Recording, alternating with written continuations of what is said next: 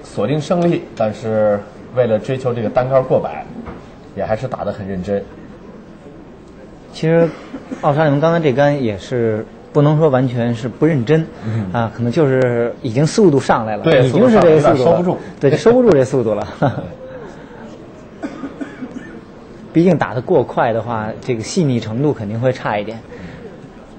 刚才庞指导也提到，现场很多的这种中国面孔啊，我们看到很多观众席上的这个朋友带着一个绳圈啊，上面好像有一个耳机似的东西。对，其实他们是可以一边看比赛一边听现场的这个评论员没错解说，这种感觉非常幸福啊。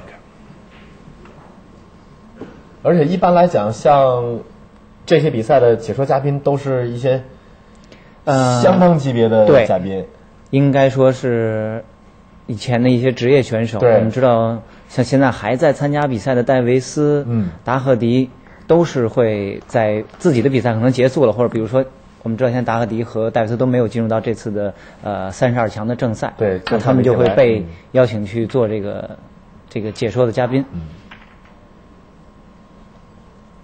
所以他很多现场的观众既可以看比赛，耳朵里又可以听到这非常专业的解说，非常专业的解说，真的是非常幸福的一件事情。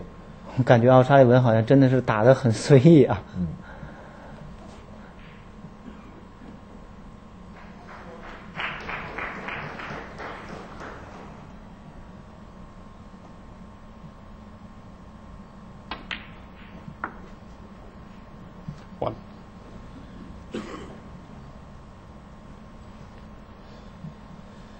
这一下黑球粉球都没得打，只能是围绕篮球。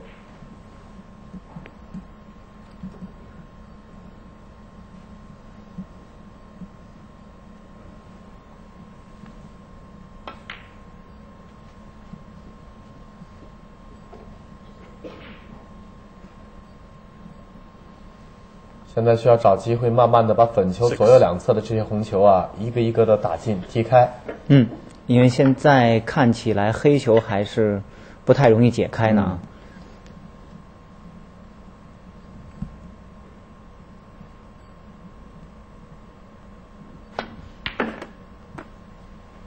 好球，高杆一库回去。篮球做得不错。打篮球的话，一定要看准，照哪颗红球哪个位置去 K 啊，因为这个肯定是要去 K 球才能帮助白球这个定位了啊。哎，没有，哇，篮球也没进啊！我们还在看那个白球说 K 完了，这个位置 K 得不好。篮球我们再看一遍，篮球是打薄了一点。平汉姆想顶正这颗红球啊。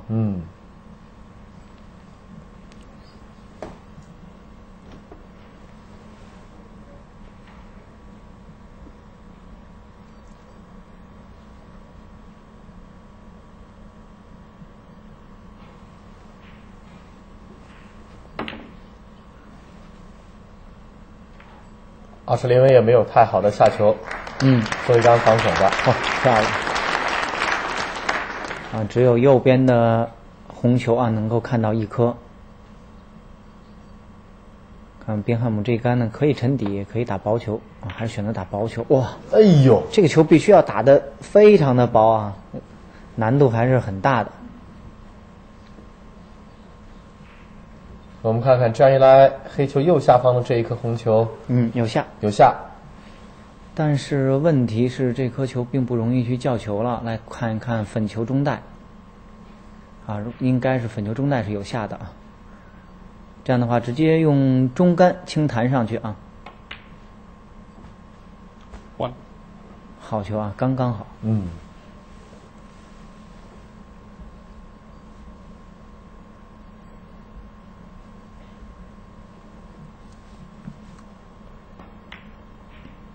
哎呦，哇！推薄了这一杆啊。再看一下，一出去就薄了。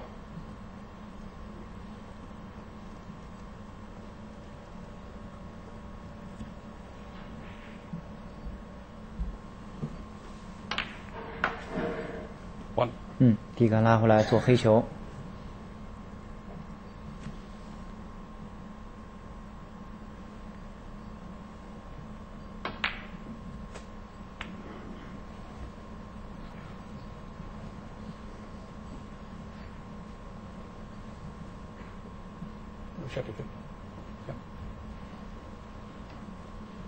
哦，这个宾汉姆是意思是，我觉得这个点位可能能够摆，你需要量一下，我看一下。裁判说那好，我来去量一下，给你看一下。啊，裁判的判断还是非常准啊。9。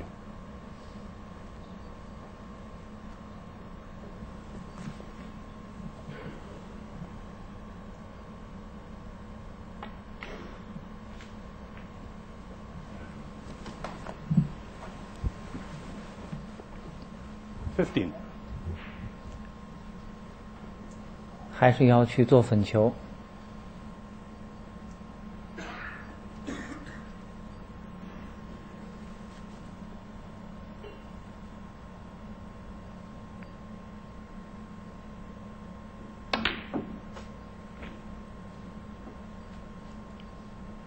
16。不理想啊。看宾汉姆这个白球走位的线路呢，是想能够两库去叫粉球的右边的中带的啊。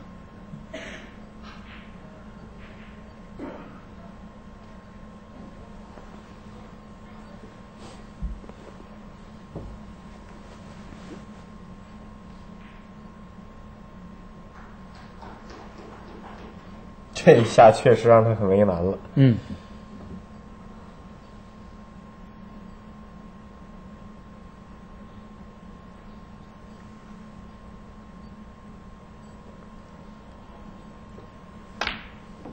哎呦，厚了好多啊！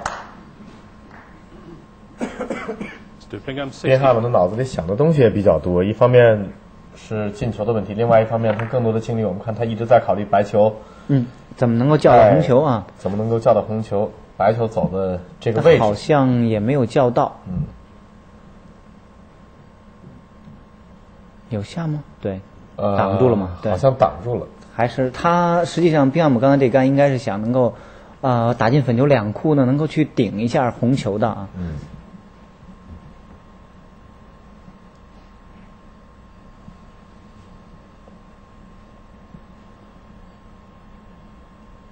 薄球从粉球的左边弹库下去啊，力量有些大。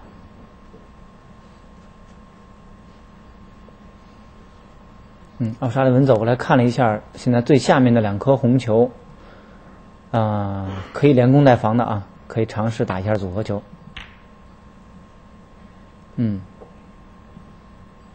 没关系啊，这样白球也是防回去。